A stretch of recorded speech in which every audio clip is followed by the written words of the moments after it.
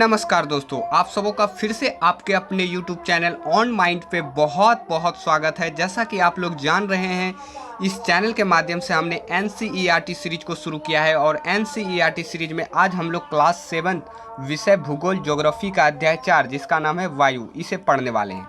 आगे बढ़ने से पहले मैं आप लोगों को बता दूं कि ये चैप्टर जो है 2 पार्ट में आने वाला था, जिसका पार्ट 1 जो है मैंने करा रखा है। यदि आप उसे देखना चाहते हैं तो उसका लिंक जो है वो डिस्क्रिप्शन में दिया गया है, वहां आप जाके पार्ट 1 देख सकते हैं। एक बातें मैं और बता दूं कि पार्ट 1 में हमने परिचय, वायुमंडल का संगठन और वायुमंडल की संरचना, इन 3 टॉपिक्स को करा रखा है। और ये जो है इस चैप्टर का पार्ट 2 रहेगा और पार्ट 2 के अंदर हम लोग बचे टॉपिक्स जैसे कि मौसम एवं जलवायु, पवन, आर्द्रता और वर्षा, इन 4 टॉपिक्स को यहाँ हम लोग पढ़ने वाले हैं। तो चलिए फिर शुरू करते हैं।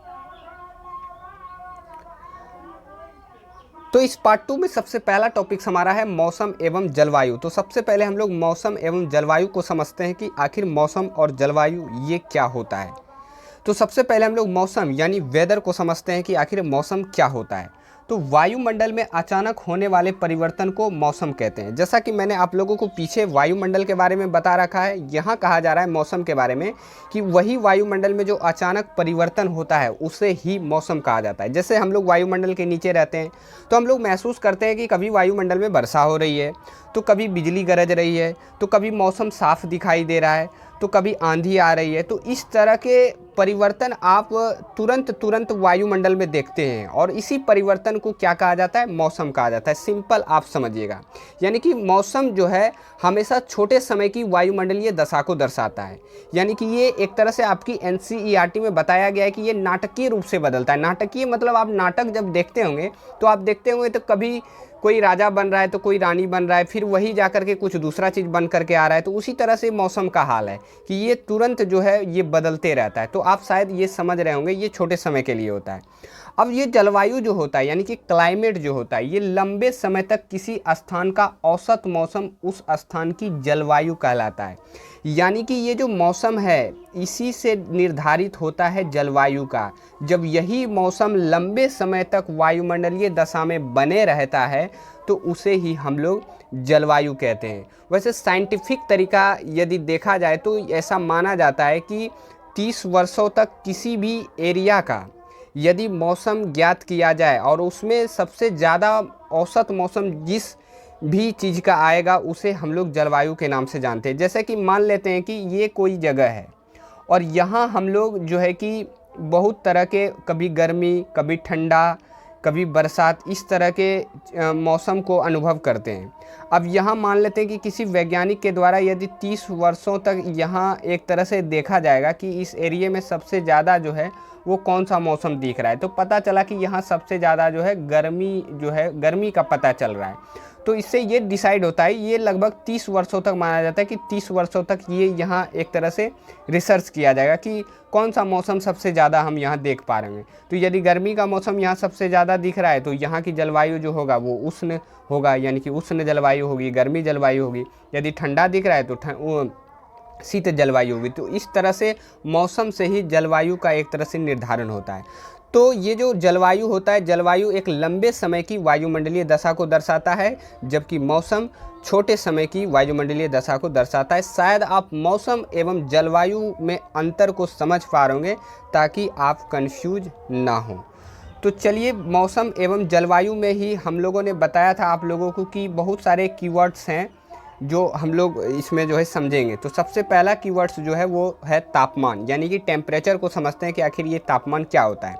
तो वायु में मौजूद ताप एवं शीतलता के परिणाम को तापमान कहते हैं।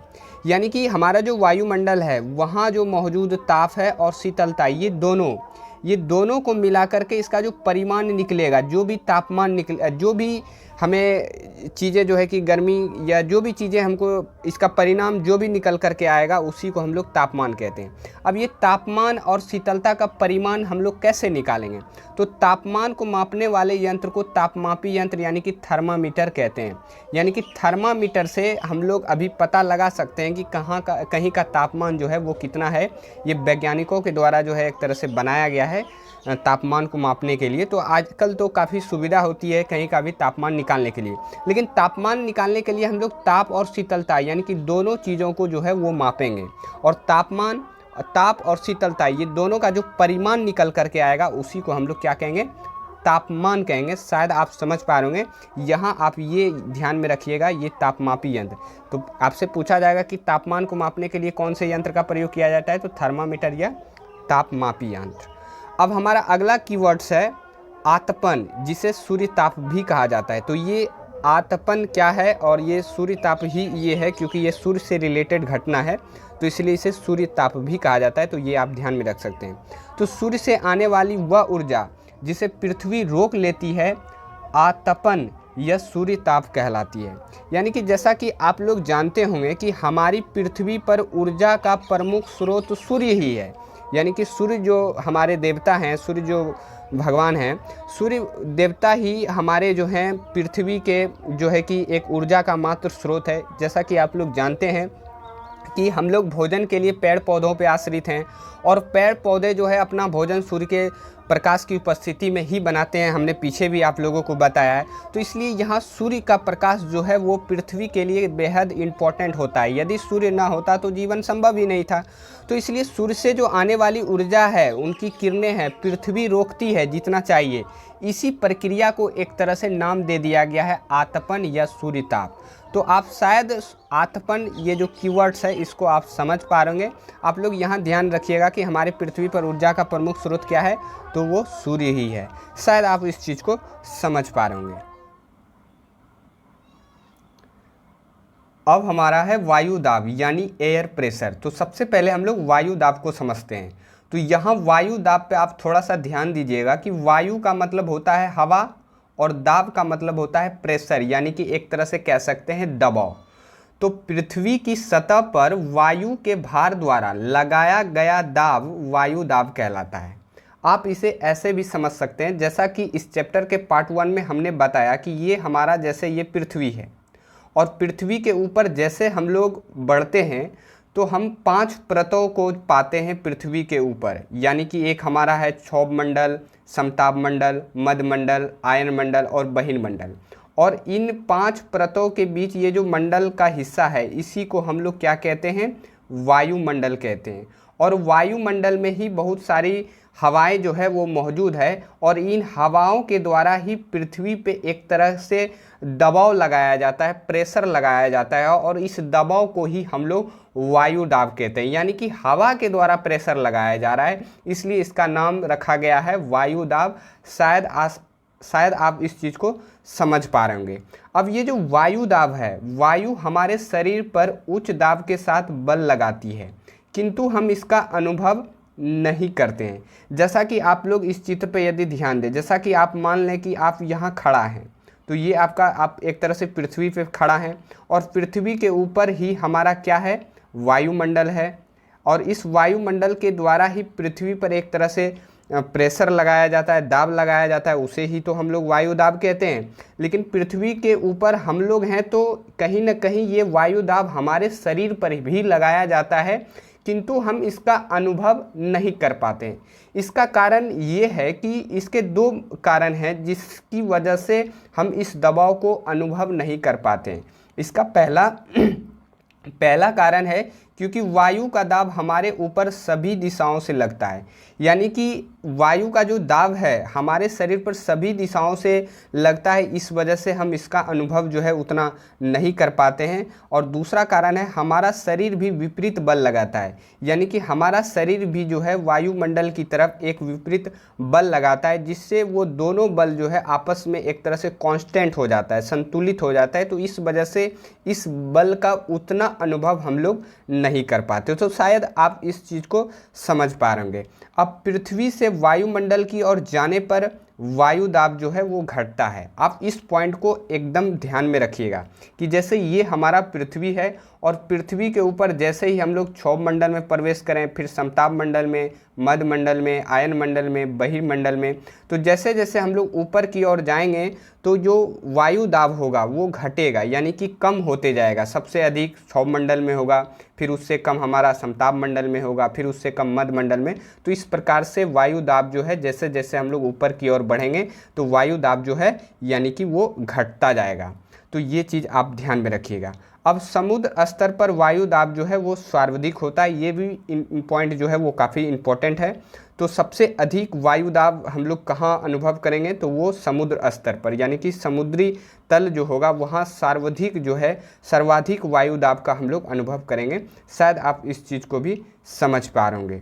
अब हमारा वायु दाब में अगला पॉइंट है कि वायु दाब का क्षैतिज वितरण किसी स्थान पर उपस्थित वायु के ताप द्वारा प्रभावित होता है। सबसे पहले आप ये क्षैतिज वितरण को समझिए। क्षैतिज वितरण का मतलब होता है कि चारों ओर किस तरह से वायु जो है वो फैलेगी, तो उस फैलने पे जो उसका असर होगा वो ताप का काफ़ी रोल रहेगा, यानी कि ये इफेक्ट डालेगा वायु दाब का। यदि क्षैतिज वितरण देखा जाए तो उस स्थान पे जो ताप रहेगा वो इस पे जो है कि इफेक्ट करेगा, प्रभावित करेगा। जैसे आप इसको ऐसे आगे मैं आप लोगों को समझाऊंगा।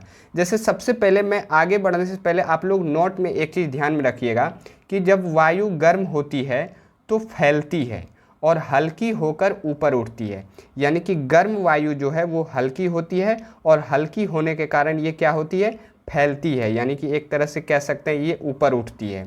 और ठंडी वायु जो है वो सघन और भारी होती है, यानी कि ठंडी वायु जो है वो सघन होगा, यानी कि उसमें बहुत ज़्यादा ये सटा सटा होगा, और भारी होगा यानी कि इसमें वजन ज़्यादा होगा, तो ये शायद ऊपर उतना उठ नहीं पाएगा। ये पॉइंट जब आगे मैं आप लोगों को समझाऊंगा तो बड़ी सुविधा होगी आप लोगों को। तो यहाँ आप शायद समझ रहे होंगे गर्म और ठंडी, क्योंकि वायु का वितरण में ताप का महत्वपूर्ण रोल है, जैसा कि हम इस पॉइंट से समझ चुके हैं। तो आगे वही देखिए कि अधिक तापमान वाले क्षेत्र में वायु गर्म होकर ऊपर उठती है और निम्न दाब क्षेत्र बनता है। तो यहाँ देखिए क्या कहा जा रहा है कि अधिक तापमान वाले, जैसा कि मैंने बताया कि वायु का क्षैतिज वितरण जो है, यानी कि वो चारों तरफ किस तरह से फैलेगा वो वहाँ के ताप पर डिपेंड करेगा, ताप के हिसाब से वो फैलेगा। यदि तापमान अधिक है तो वायु गर्म होगा, और गर्म वायु जैसा कि मैंने आप लोगों को बताया हल्की होती है, तो ये धीरे धीरे क्या करेगी, ऊपर उठेगी, और इस ऊपर उठने से वहाँ का जो क्षेत्र बनेगा वो कैसा क्षेत्र बनेगा, निम्न दाब क्षेत्र बनेगा। ये आप ध्यान में रखिएगा। अब ये निम्न दाब क्षेत्र यदि बनता है तो इससे क्या चीज़ें जो है वो निकल करके आती है। यदि निम्न दाब क्षेत्र बनता है तो वहाँ बादल युक्त आकाश एवं नम मौसम के साथ ये चीज़ें जो है वो जुड़ी हुई है। निम्न दाब का मतलब समझिएगा कि जहाँ भी निम्न दाब क्षेत्र बन रहा है, यानी कि वहाँ समझिएगा कि खराब मौसम है। जैसा कि यहाँ बताया जा रहा है कि बादल युक्त आकाश, यानी कि वहाँ के आकाश में, आसमान में जो है कि बादल होगा, और नम मौसम यानी कि वर्षा होने की संभावना होगी वहाँ। जैसा कि आप यहाँ देख सकते हैं, यदि ये क्षेत्र निम्न दाब वाला क्षेत्र है तो ये बादल युक्त आकाश होगा, यानी कि आकाश में बादल होगा, और नम मौसम यानी कि बारिश होने की संभावना रहेगी, यानी कि यहाँ वर्षा हो सकती है। तो ये काफ़ी इम्पोर्टेंट हो जाता है। शायद आप इस चीज़ को समझ पा रहे होंगे। अब आगे हम लोग उच्च जो है कि अगला जो है वायु दाब में हमारा कि कम तापमान वाले क्षेत्रों की वायु ठंडी होती है, इसके फलस्वरूप यह भारी होती है, और भारी वायु निमज्जित होकर उच्च दाब क्षेत्र बनाती है। जैसा कि मैंने बताया कि वायु का क्षैतिज वितरण तापमान पर निर्भर करता है, यानी कि तापमान के हिसाब से वो डिसाइड होगा कि फैलेगा कि नहीं फैलेगा। तो यहाँ बताया जा रहा है कि कहीं यदि किसी क्षेत्र का तापमान यदि कम है तो वहाँ की वायु कैसी होगी, ठंडी होगी। और ठंडी होने के साथ आप लोगों को बताया कि ठंडी वायु जो है वो भारी होती है और सघन भी होती है, तो वो शायद ऊपर नहीं उठेगी, वही जो है कि अपना जगह जो है वो बना लेगी, और इस वजह से उस क्षेत्र में जो है कि भारी वायु निमज्जित होकर उच्च दाब का क्षेत्र बनाएगी।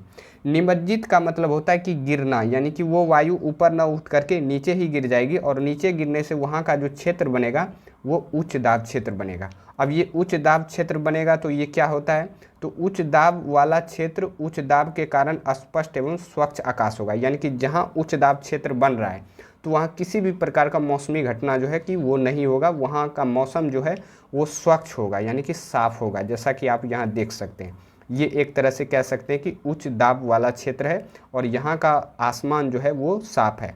अब ये सारा कंडीशन उच्च दाब या निम्न दाब ये सूर्य की स्थिति के कारण होता है, जैसा कि मैं अगले टॉपिक में जैसे कि पवन पढ़ेंगे तो वहाँ आप लोगों को इसके बारे में बताऊंगा। यहाँ आप शायद इस चीज़ को समझ पा रहे होंगे कि उच्च दाब वाला क्षेत्र और निम्न दाब वाला क्षेत्र कैसे बनता है और इसमें क्या क्या चीज़ें होती है। अब नोट में आप लोगों को एक चीज़ ध्यान में रखना है कि वायु दाब को मापने वाले यंत्र को वायु दाब मापी यंत्र, जिसे बैरोमीटर भी कहा जाता है। तो आपसे यदि पूछे कि वायु दाब को मापने के लिए किस यंत्र का प्रयोग किया जाता है, तो वायु दाब मापी या बैरोमीटर का प्रयोग किया जाता है। शायद आप इस चीज़ को समझ पा रहे होंगे। अब अगले पेज पे हम लोग पवन, जो हमारा अगला टॉपिक है, उसे पढ़ेंगे।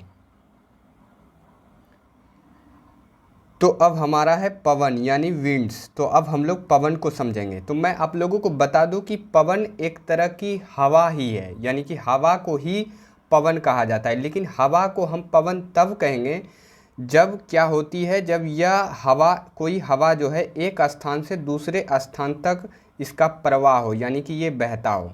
यानी कि मान लेते हैं कि कोई यदि हवा जो है, यानी कि वायु रुकी हुई है, वायु यदि रुकी हुई है तो उसे हम लोग हवा कहते हैं। और जब यही वायु एक स्थान से दूसरे स्थान तक प्रवाह होता है या बहने लगती है तो इसे हम लोग पवन के नाम से जानते हैं। तो यहाँ हम लोग एक स्थान से दूसरे स्थान की ओर चलने वाली वायु को पवन कहते हैं। तो आप शायद इस पवन को समझ पा रहे होंगे कि पवन क्या होता है। एक तरह से हवा ही होता है, और हवा जब एक स्थान से दूसरे स्थान जब चलने लगती है, बहने लगती है, तब इसे पवन का नाम दिया जाता है। अब जैसा कि मैंने आप लोगों को पिछले पेज पे बताया था, उच्च दाब और निम्न दाब ये कैसे बनते हैं और ये क्या होते हैं। अब ये पवन जो होता है, यानी कि एक तरह से हवा कह सकते हैं हम लोग, ये हवा जो होती है ये उच्च दाब क्षेत्र से निम्न दाब क्षेत्र की ओर बहती है।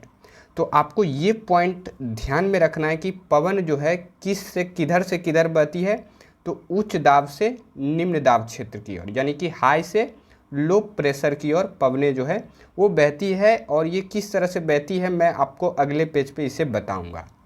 अब पवन के प्रकारों में देखा जाए तो पवन मुख्यतः 3 प्रकार के होते हैं। एक होता है अस्थाई पवन, जिसे हम लोग प्रचलित पवन के नाम से भी जानते हैं। दूसरा होता है मौसमी पवन, और तीसरा होता है हमारा स्थानीय पवन।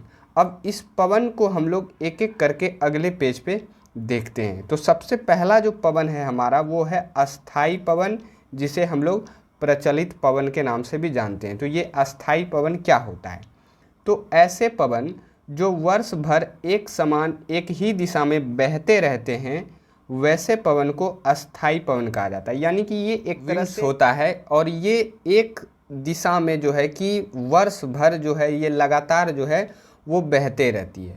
यदि एग्जाम्पल के तौर पे देखा जाए तो उदाहरण के तौर पे हम लोग व्यापारिक पवन जो है ये वर्ष भर चलने वाली पवनें हैं, यानी कि एक तरह से ये अस्थाई पवन है। दूसरा हमारा पछुआ पवन है, और तीसरा हमारा ध्रुवीय पवन है। ये तीनों पवनें जो हैं वो अस्थाई पवन है, यानी कि ये वर्ष भर एक ही दिशा में जो है कि ये बहते रहती है। तो यहाँ आपसे पूछा जाएगा कि ये व्यापारिक पवन कौन सी पवनें हैं, तो वो अस्थाई पवन है।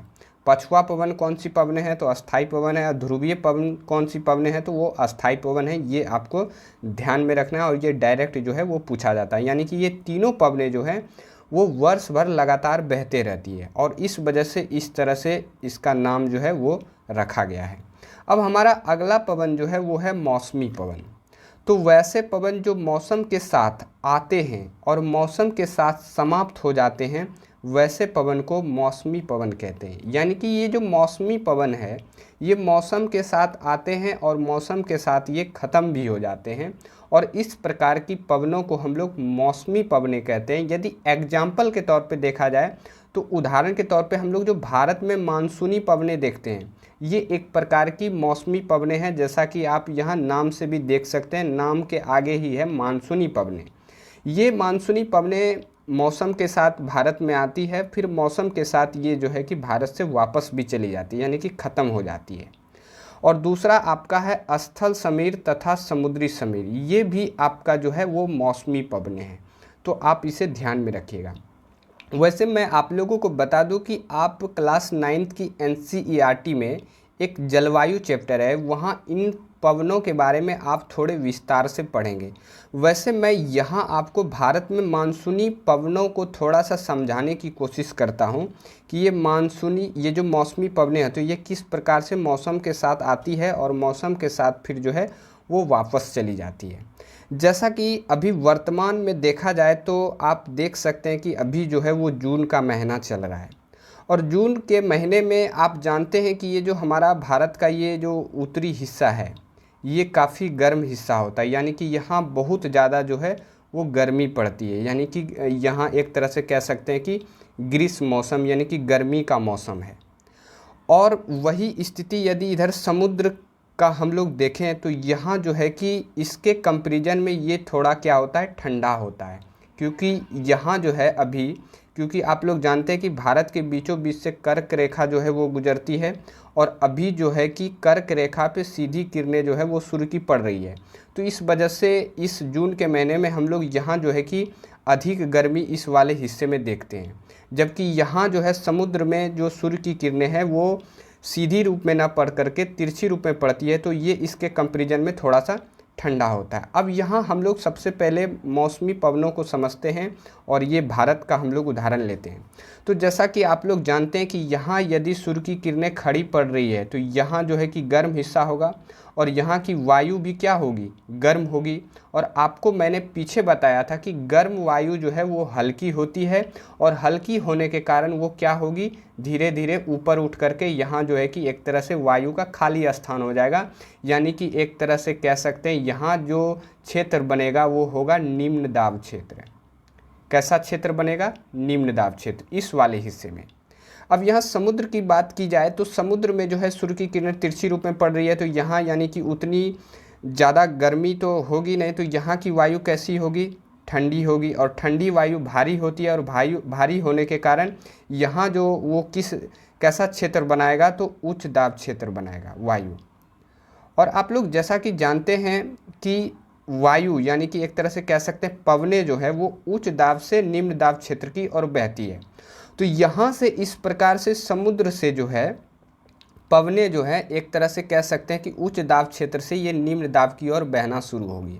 और जैसा कि आप लोग जानते हैं कि समुद्र से ये पवनें जो है कि स्थल में जा रही है, यानी कि पानी से भूमि की ओर जा रही है, तो ये अपने साथ नमी भी लेकर के आएगी, और इस नमी के कारण ही आप जानते हैं कि भारत में जून के महीने में जो है कि वर्षा होती है। तो शायद आप इस चीज़ को समझ रहे होंगे, यहाँ उच्च दाब से निम्न दाब की और जो है कि भारत की जो ये मानसूनी पवनें हैं वो बहती है, इसलिए इसे हम लोग मानसूनी पवनें कहते हैं, क्योंकि ये मौसम के साथ आती है। फिर जैसे ही ठंडा का मौसम भारत में आएगा तो ये चीज़ें जो है उल्टी हो जाएगी, और फिर इधर से पवनें जो है समुद्र की ओर बहेगी। तो इसलिए कहा जाता है कि मौसमी पवनें मौसम के साथ आती है और मौसम के साथ फिर ये चली भी जाती है। तो शायद आप इस चीज़ को समझ पा रहे होंगे, और इस प्रकार से जो है कि भारत में वर्षा होती है। तो इसलिए यहाँ जो ये बातें कही जा रही है, समुद्र समीर तथा समुद्री स्थल समीर तथा समुद्री समीर, क्योंकि ये जो कंडीशन है मौसमी पवनों में, ये स्थल से एक बार समुद्र से स्थल की ओर होता है और एक बार स्थल से समुद्र की ओर होता है। तो इसलिए इस कैटेगरी में ये जो है कि पवनें आती है। तो आपको ध्यान में रखना है कि स्थल समीर और समुद्री समीर ये जो है मौसमी पवन है, और मानसूनी पवनें भी आपका मौसमी पवन है। शायद आप इस चीज़ को समझ पा रहे होंगे। अब पवनों के प्रकार में हमारा आखिरी पवन है स्थानीय पवन यानी लोकल विंड्स। तो अब हम लोग स्थानीय पवनों को देखते हैं कि ये क्या होता है। तो ऐसी पवन जो किसी स्थान विशेष पर चलती है तथा जिनके प्रभाव क्षेत्र सीमित होते हैं स्थानीय पवनें कहलाती हैं। यानी कि स्थानीय पवनों को यदि सिंपल शब्दों में कहा जाए तो ये पवनें किसी देश या किसी क्षेत्र विशेष में चलने वाली पवन है, जिसे हम लोग स्थानीय पवन के नाम से जानते हैं, और इसका क्षेत्र जो है वो सीमित होता है। अब इसमें एक खास बात ये है कि जो स्थानीय पवनें हैं इसका नाम जो है उसी स्थान में जो ये जिस स्थानों में बहती है वहाँ के लोकल लोगों के द्वारा इसका नामकरण जो है वो रखा जाता है। इस वजह से इस प्रकार की जो हवाएं बहती है उसे स्थानीय पवनों के नाम से जाना जाता है। यानी कि इस प्रकार की जो पवनें बहती है उसे स्थानीय पवनों के नाम से जानते हैं। जैसे उदाहरण के तौर पे हम लोग देखें तो लू एक प्रकार का जो पवन है, ये एक प्रकार का स्थानीय पवन है जो भारत नामक देश में जो है कि बहती है। जैसा कि आप यहाँ विश्व मानचित्र में देख सकते हैं, ये आपका अपना भारत है और यहाँ आप लोग लू के बारे में जानते होंगे कि किस प्रकार से ग्रीष्म ऋतु में गर्मी के मौसम में धूल भरी आंधी और शुष्क एवं गर्म पवनें जो है चलती है, जिसे हम लोग लू के नाम से जानते हैं। आप हाल फिलहाल अभी वर्तमान में जून का महीना चल रहा है, अभी आप लोग इस लू को देखे होंगे। अब दूसरा है हमारा चिनूक पवन। तो ये संयुक्त राज्य अमेरिका और कनाडा क्षेत्र जो है वहाँ ये चिनूक नामक पवनें बहती है। जैसा कि आप यहाँ देख सकते हैं, यहाँ आपका है संयुक्त राज्य अमेरिका और कनाडा। उसी तरह फॉन देखा जाए तो ये स्विट्ज़रलैंड में बहती है। फिर ब्लैक रोलर नामक जो पवन है ये संयुक्त राज्य अमेरिका यानी कि यहीं बहती है। फिर सिराको ये सहारा मरुस्थल में बहती है, आपका ये अफ्रीका महाद्वीप में आपका सहारा मरुस्थल है। और हरमनटन ये पश्चिमी अफ्रीका में, ये भी सहारा क्षेत्र में जो है ये पवनें जो है कि बहती है। और ब्रिक फिल्टर ये भी आपका ऑस्ट्रेलिया में बहती है। और नॉर्वेस्टर ये आपका न्यूजीलैंड में बहती है। तो ये सभी पवनें, जितने भी पवनें आप यहाँ देख पा रहे हैं, ये सारी पवनें जो हैं वो स्थानीय पवनें हैं। इसी के बारे में आपके एग्ज़ाम में पूछा जाएगा, डायरेक्ट पूछा जाएगा कि लू जो है वो किस प्रकार की पवनें हैं, तो वो स्थानीय पवनें हैं। वो कहाँ, किस क्षेत्र में, किस क्षेत्र विशेष में बहती है, तो वो भारत देश में बहती है। उसी तरह आपसे पूछ जाएगा कि चिनूक जो है वो किस क्षेत्र विशेष में बहती है या किस देश में बहती है, तो संयुक्त राज्य अमेरिका और कनाडा में। या ये किस प्रकार की पवनें हैं, तो वो स्थानीय पवनें हैं। तो इस प्रकार से जो है इसमें क्वेश्चन जो है वो पूछा जाता है। शायद आप इस चीज़ को समझ पा रहे होंगे। ये आपको ध्यान में रखना है, ये सभी पवनें, ये सभी जो है वो स्थानीय पवनें हैं। अब इस चैप्टर का हमारा आखिरी टॉपिक्स जो आर्द्रता है, उसे हम लोग अगले पेज पे, आर्द्रता यानी कि मॉइस्चर। तो अब हम लोग आर्द्रता को समझते हैं। तो सबसे पहले हम लोग जान लेते हैं कि वायु में किसी भी समय जलवाष्प की मात्रा को आर्द्रता कहते हैं। जैसा कि आप लोग जानते हैं कि वायुमंडल में जो वायु पाई जाती है, और वायु में मैंने बताया था कि जलवाष्प की भी मात्रा होती है, यानी कि इसमें एक प्रकार की नमी भी होती है। और उस नमी वाले हवा को ही एक तरह से आर्द्रता कहते हैं, यानी कि हवा में जो वो नमी मौजूद होती है उसे ही मॉइस्चर यानी कि आर्द्रता कहते हैं। और ये आर्द्रता होते कहाँ से हैं हवा में, वायुमंडल में? तो जब जल पृथ्वी एवं विभिन्न जलाशयों से वाष्पित होता है तो यह जलवाष्प बन जाता है। और जब जलवाष्प ऊपर उठता है तो यह ठंडा होना शुरू हो जाता है और जलवाष्प संघनित एवं ठंडा होकर जल की बूंदें बनाते हैं। यहाँ थोड़ा सा टाइपिंग मिस्टेक है 2 जगह, तो आप थोड़ा सा कोऑपरेट कीजिएगा। मैं आप लोगों को इस लाइन को समझाना चाहता हूँ कि ये जलवाष्प आखिर कैसे होता है। जैसा कि आप लोग जानते हैं कि विभिन्न प्रकार की पृथ्वी पे जलाशय हैं, जैसे कि समुद्र, नदी, झील, ये सारी जलाशय जो हैं जहाँ पानी जो है वो पाया जाता है। अब यहाँ इस पानी में जो है कि सूर्य का प्रकाश पड़ता है, और सूर्य का प्रकाश पड़ने से यहाँ से जो है कि एक तरह से पानी गर्म होता है। और पानी गर्म होने के कारण जो है कि यहाँ एक तरह से भाप बन करके एक तरह से नमी वाला हवा जो है वो ऊपर की ओर जो है कि बढ़ना शुरू होता है। और वही हवा जब ऊपर की ओर वायु में जब जाता है तो वो एक तरह से आर्द्रता का माहौल बनाता है, जिसे हम लोग जलवाष्प भी कहते हैं। और जब यही छोटा छोटा जलवाष्प एक साथ मिलकर यानी कि संघनित होता है, जब एक साथ मिलता है तो ये एक तरह से बादल का रूप ले लेता है। जैसा कि आप यहाँ इस प्रकार से देख सकते हैं, इस तरह से बादल का रूप लेता है। और जब यही बादल जब भारी हो जाता है, इसमें बहुत ज़्यादा जो है कि जलवाष्प जो है कि मौजूद होने के कारण जब ये फटता है तो ये एक तरह से बारिश का रूप ले लेता है। तो इस तरह से कुछ बारिश का एक तरह से सर्कल होता है। इस तरह से इस प्रक्रिया के द्वारा ही बारिश होता है। पहले जलवाष्प के द्वारा ये पानी ऊपर जाएगा भाप बनकर, और फिर ये बादल बनाएगा एक साथ, यानी कि संघनित होगा, एक साथ सटेगा ये सारा भाप। और फिर जब ये इसमें ज़्यादा मात्रा में भाप बनेगा इसमें, तो ये एक तरह से छोटे छोटे बूंद के रूप में, वर्षा के रूप में ये नीचे फिर गिरता है। तो ये एक तरह से प्रक्रिया होता है बारिश का। तो शायद आप इस चीज़ को समझ पा रहे होंगे। तो यही ये दोनों लाइन जो है वो कह रहा है। अब बादल इन्हीं जल बूंदों का ही एक समूह होता है। जैसा कि मैंने बताया कि बादल जो होता है इन्हीं जल बूंदों जो भाप बन करके ऊपर जाता है उसी का एक समूह होता है, यानी कि इकट्ठा।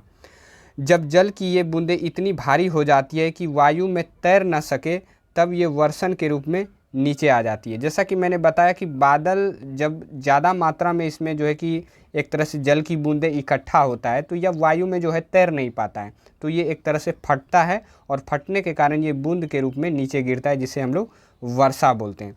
तो पृथ्वी पर जल के रूप में गिरने वाला वर्षण ही क्या कहलाता है? वर्षा कहलाता है। जैसे वर्षण के रूप में ये नीचे आता है और वर्षा किसे कहते हैं? तो इसी वर्षण के कारण जो बूंदें नीचे गिरती है उसे हम लोग वर्षा के नाम से जानते हैं। शायद आप इस चीज़ को समझ पा रहे होंगे।